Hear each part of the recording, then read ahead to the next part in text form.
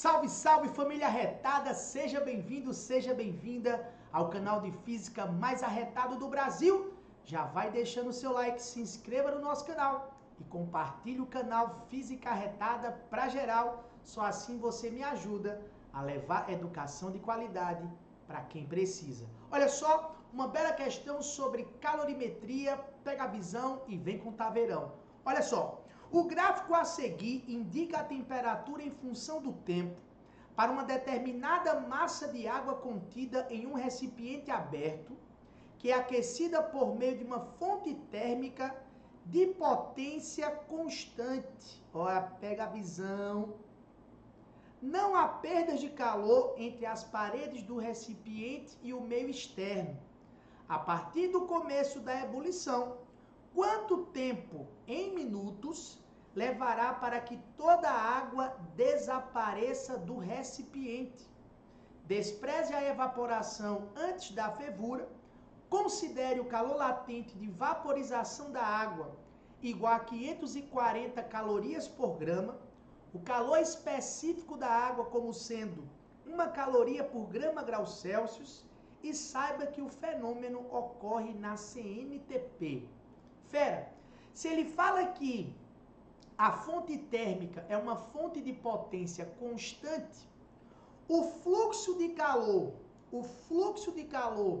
fornecido para o aquecimento da água é o mesmo fluxo de calor para a sua ebulição, né? Para a sua ebulição.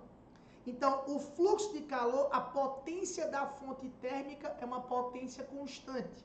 Então, eu poderia escrever o seguinte, olha só. Eu poderia escrever que a potência térmica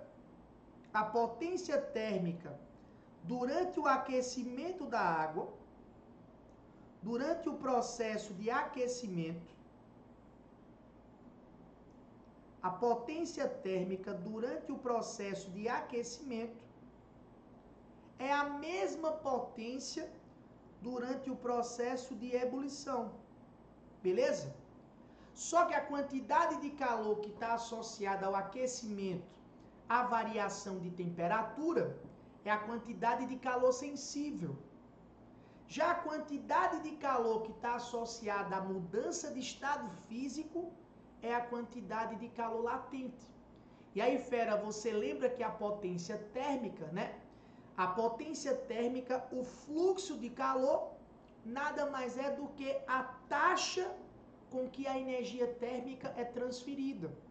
Essa potência térmica nada mais é do que a quantidade de calor sobre a variação de temperatura, sobre a variação de tempo. Só que a potência térmica durante o aquecimento, essa quantidade de calor, fera, é a quantidade de calor sensível. Já durante a ebulição, já durante a mudança de fase, essa potência térmica também seria quantidade de calor por variação de tempo, só que aqui, fera, é a quantidade de calor latente, que é para mudança de fase. Então, esse tempo que aparece aqui embaixo é o tempo do aquecimento, e esse tempo que aparece aqui embaixo é exatamente o tempo para que toda a água desapareça do recipiente, passe do estado líquido para o estado gasoso. Pegou a visão? Então pronto, a questão acabou, né? Aí você lembra que a quantidade de calor sensível é mc delta T, a massa de água, calor específico da água, variação de temperatura da água, isso tudo sobre o tempo de aquecimento da água. Isso igual quantidade de calor latente, massa, vezes calor específico latente, nesse caso de vaporização da água, sobre, fera, o tempo de vaporização, ou tempo de ebulição. Pegou a visão? Como a massa de água, fera, é a mesma, essa massa que aparece do lado esquerdo, vai embora com essa massa do lado direito. Pegou a visão? O calor específico da água, a questão forneceu para a gente, ó, 1 caloria por grama grau Celsius. A variação de temperatura da água e esse tempo de aquecimento, a gente vai ter que apelar para o gráfico. Pega a visão. Olha só, o nosso gráfico começa aqui e o nosso gráfico termina aqui, beleza? Então ele dá um intervalo aí de tempo de aquecimento. Se você prestar atenção, no instante de tempo de 1 minuto, a temperatura da água era de 30 graus Celsius.